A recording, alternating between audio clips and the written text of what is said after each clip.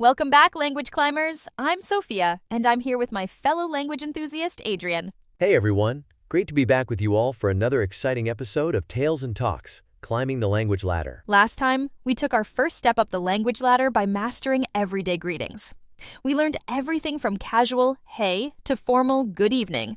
That's right, and today, we're ready to climb up to the next rung of our ladder. We're diving into something that makes many language learners nervous. Small talk. Oh yes, that magical art of keeping a conversation going after you've said hello. You know, those moments when you're thinking, okay, I've greeted them, now what? It's exactly like that. And don't worry if you feel a bit anxious about small talk. Even native speakers sometimes struggle with it.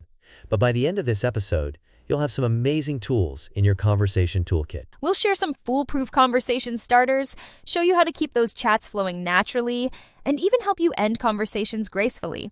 Think of it as your complete guide to mastering the art of small talk in English. So are you ready to take the next step up our language ladder? Let's get started. You know, Sophia, I think small talk is like the secret sauce of building relationships. It might seem trivial, but it's actually incredibly powerful. Absolutely. It's funny because when I first moved to a new city, I was pretty nervous about meeting new people, but it was actually small talk that helped me make my first real friends here. Oh, tell us about that.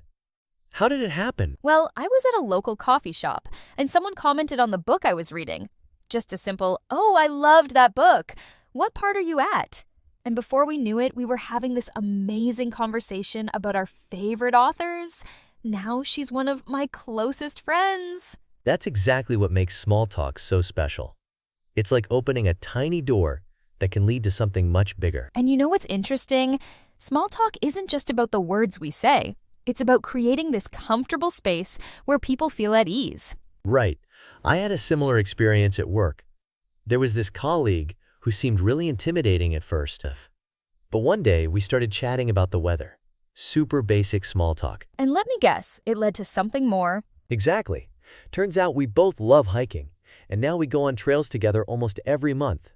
All because I mentioned how nice the weather was one morning. That's what I love about small talk. It's like testing the waters.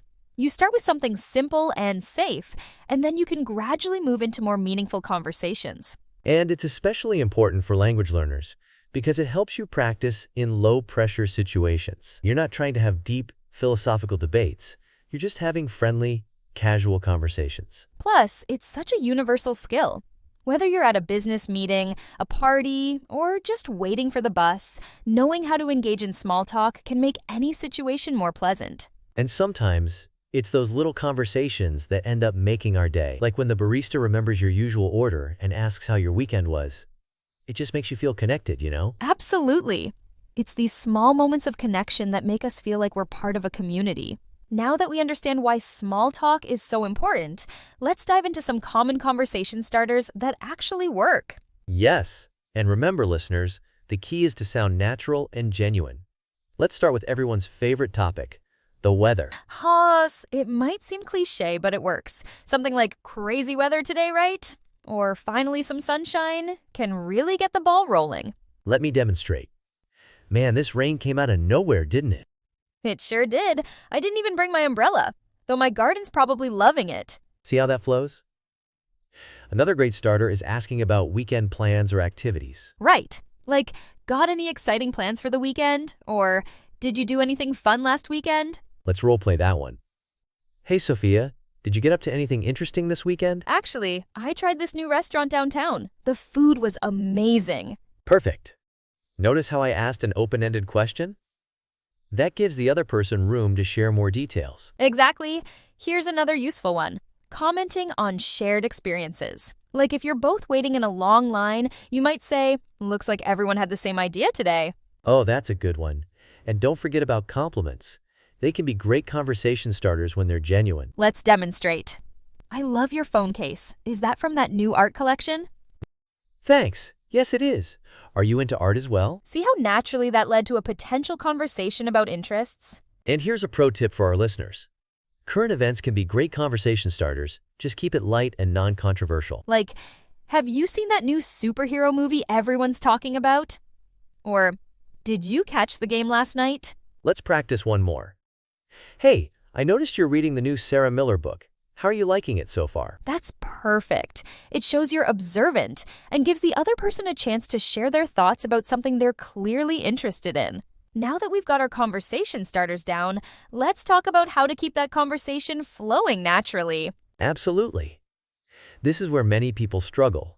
They manage to start a conversation but then hit that dreaded awkward silence. The key is showing genuine interest through follow-up questions. For example, if someone mentions they went hiking over the weekend, don't just say, "That's nice," and leave it there. Right. Instead, you could say something like, "Oh, really? Which trail did you take?" Or, "That sounds amazing. Do you go hiking often?" Let me demonstrate. So, what did you think of the trail? It was beautiful. There were these amazing wildflowers everywhere. Oh, wow, I love wildflowers. What colors were they? I bet they made for great photos. See how each response builds on the previous one? We call these conversation branches, little opportunities to explore different directions. Another helpful phrase is "tell me more about that." It shows you're engaged and want to hear the full story. Exactly. And don't forget the power of relating to what someone's saying. Like, "That reminds me of when," or "I had a similar experience." Let's do another example. "I've been trying to learn guitar lately." That's interesting. What made you decide to pick up guitar? Well, I've always loved acoustic music, and my neighbor was selling their old guitar. Oh, that's cool. What kind of songs are you learning to play? Notice how each question naturally flows from the previous answer? That's the secret to keeping conversations going. And remember, listeners, your body language and tone are just as important as your words. Nodding, maintaining eye contact, and using expressions like, "I see," show you're actively listening. Don't forget useful phrases like, "that must have been," followed by an emotion. Exciting, challenging, fascinating. It shows empathy and understanding. And if you're really interested in something they've said, you can always circle back with, "Earlier you mentioned, I'd love to hear more about that." Now that we've mastered keeping the conversation going, let's talk about something equally important: how to end conversations gracefully. Yes, because sometimes the hardest part isn't starting or maintaining a conversation, it's knowing how to wrap it up naturally. Exactly. No one wants to be that person who just awkwardly trails off or abruptly walks away. I've got a perfect phrase that always works. "It's been great catching up with you," followed by a reason for leaving. Let me demonstrate. "It's been great catching up with you. I should get going. I've got a meeting in 10 minutes. Perfect.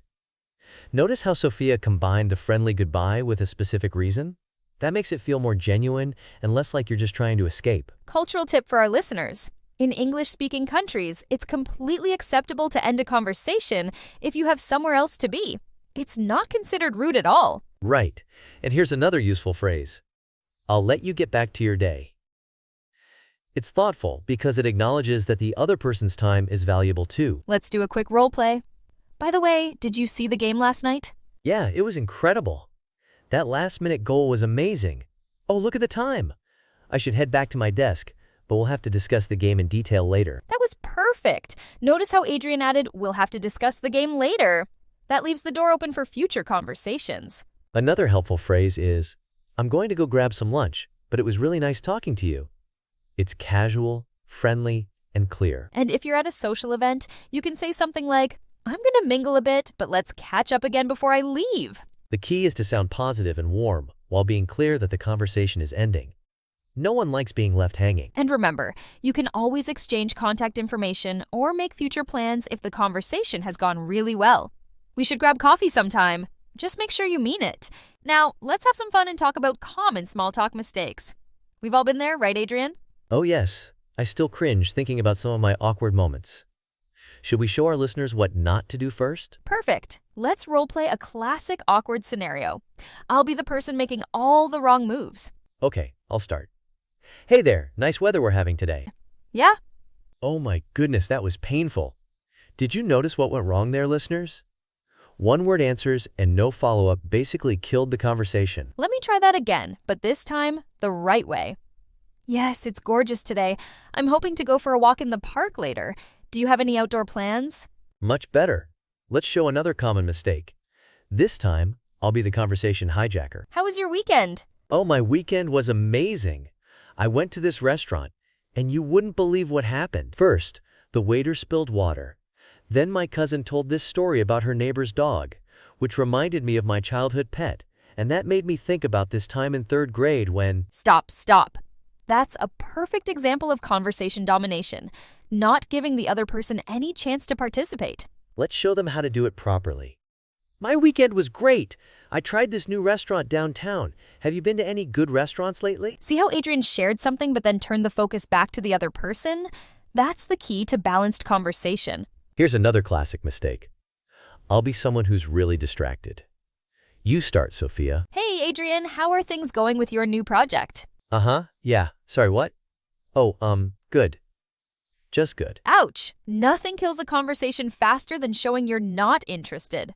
Let's fix that. Take 2. Things are going really well, thanks for asking.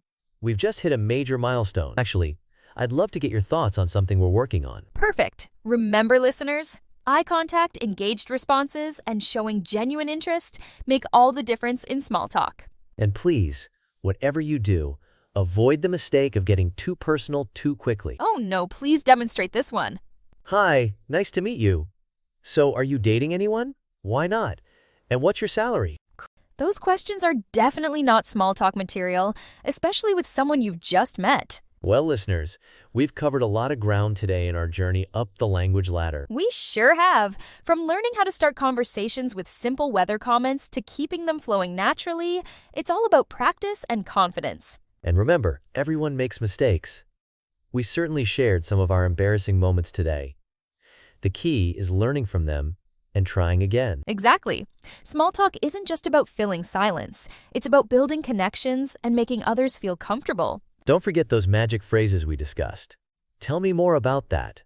That sounds interesting. And what happened next? They're your best friends in keeping conversations going. And when it's time to wrap things up, a simple, "It was great catching up," or "I should get going, but let's talk again soon," works perfectly. Next week, we'll be climbing another step up our language ladder as we explore how to share opinions and disagree politely in English. Oh, that's going to be a good one.